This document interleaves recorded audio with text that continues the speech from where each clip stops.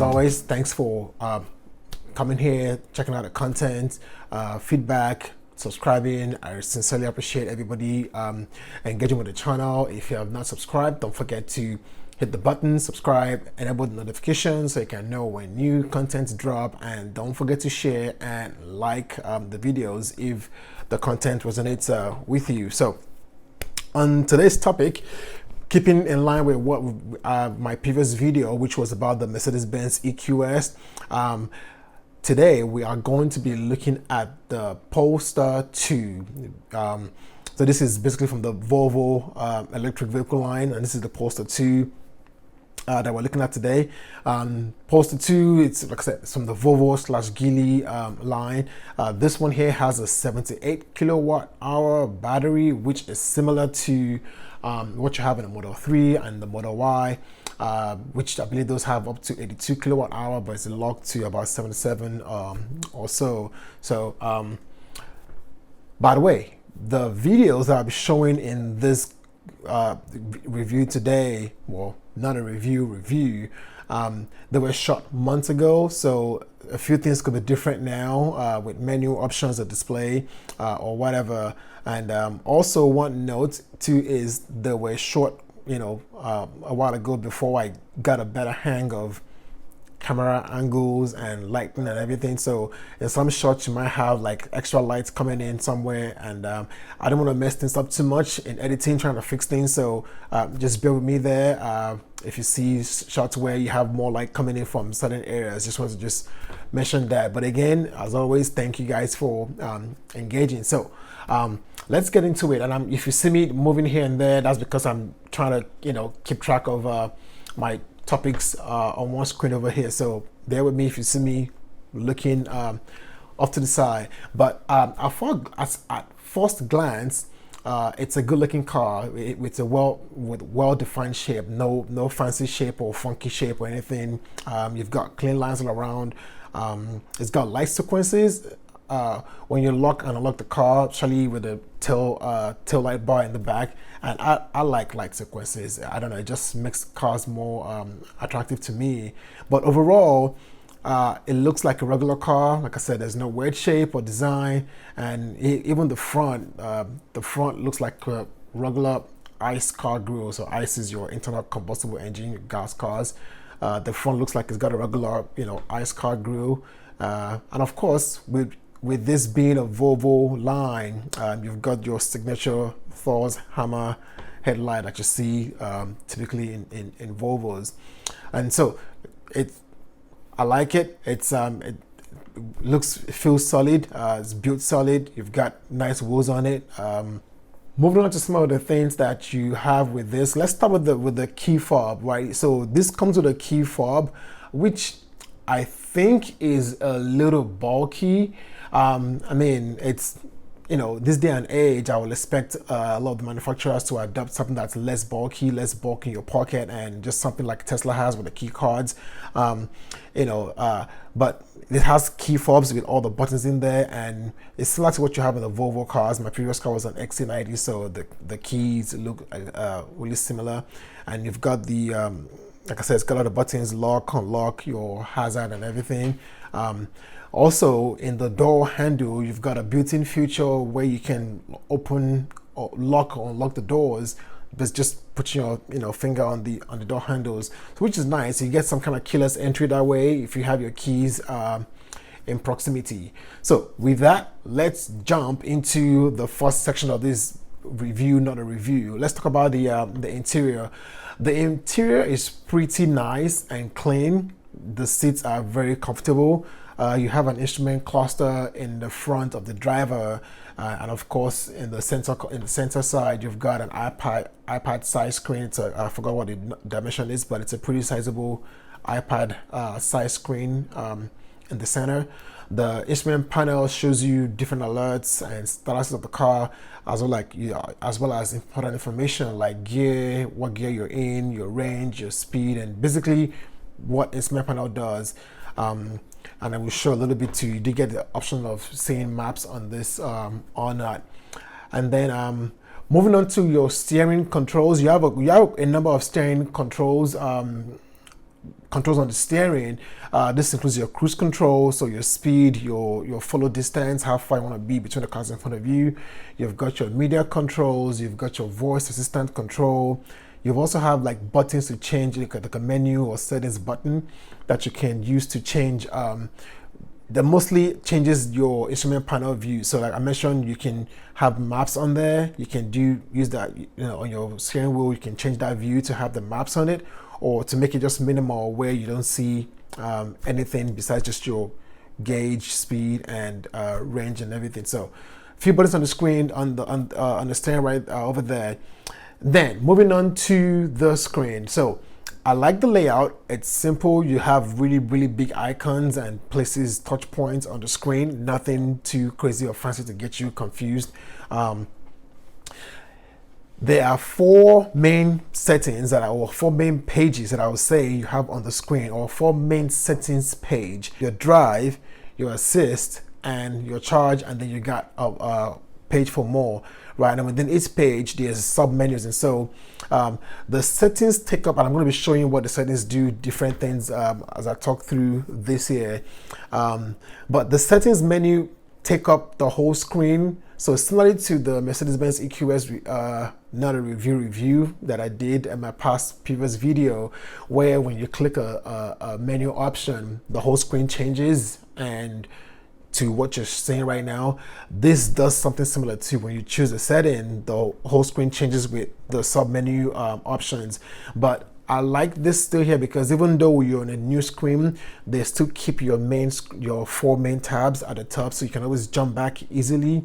I think I like this better than the EQS, where the whole thing changes and you have to either like do back or home to get back to your main screen.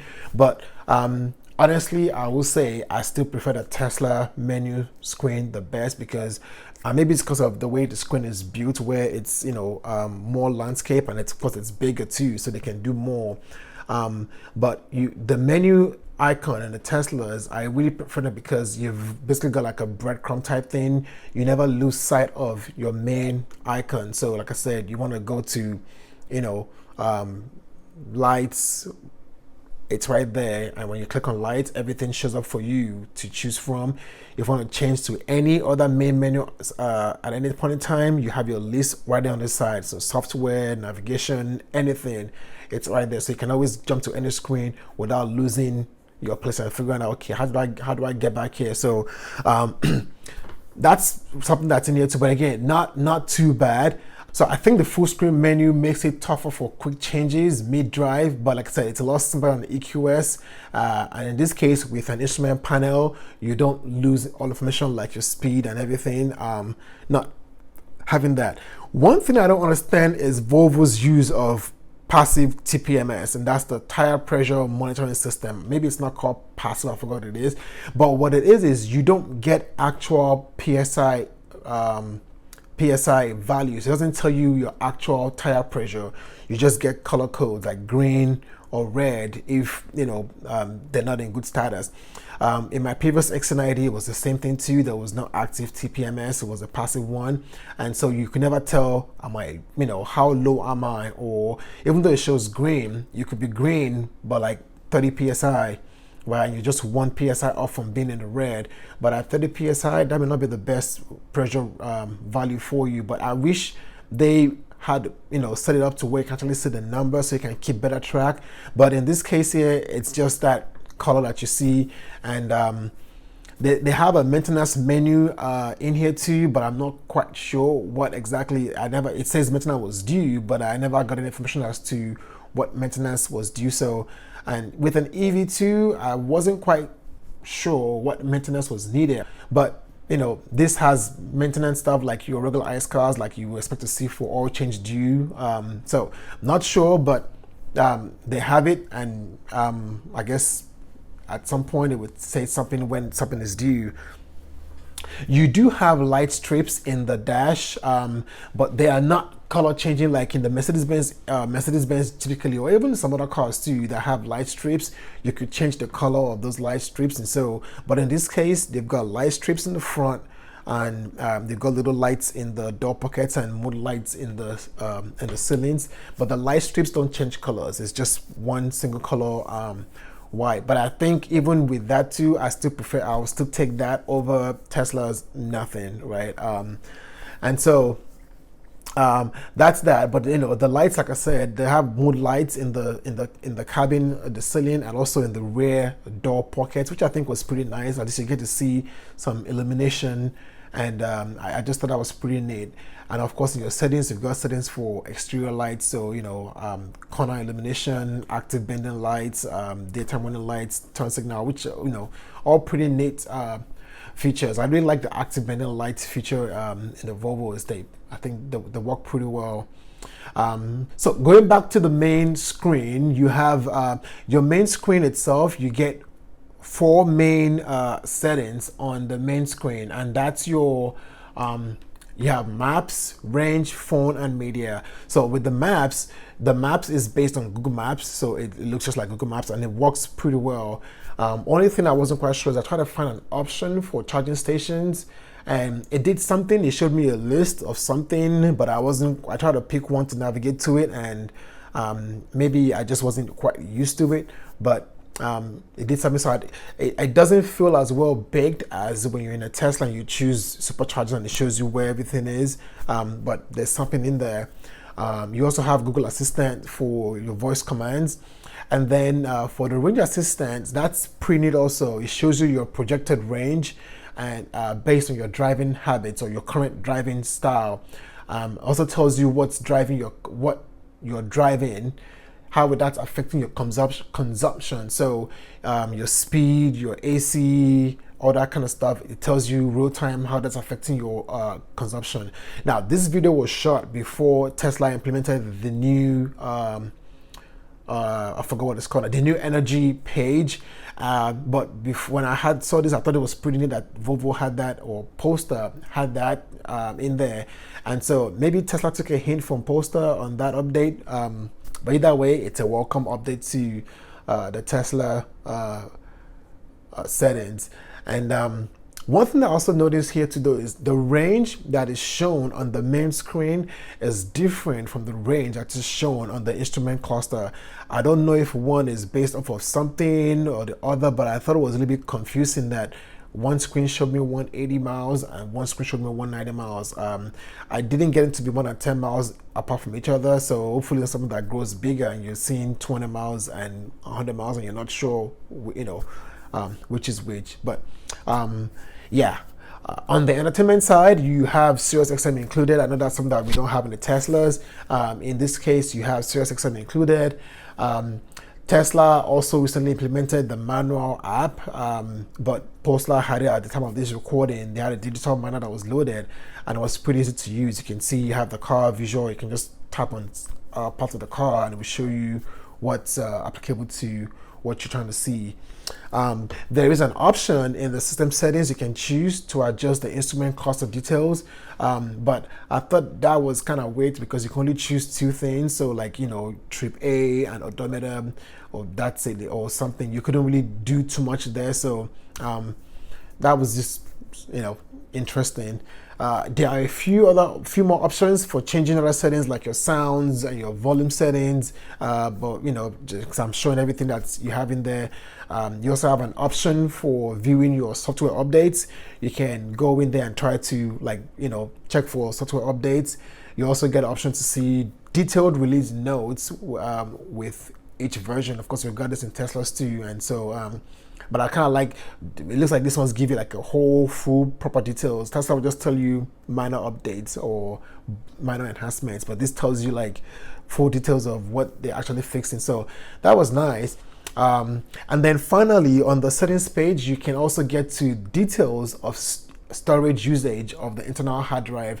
I'm not quite sure what the size is in total, but it's kind of nice. You can see the breakdown of what your hard drive usage is. And then back to the main screen, you have an option for camera, right? And the camera option includes a 360-degree top-down view, with options to focus on one specific camera. So you can choose to view the front camera, the rear, or either of the side cameras.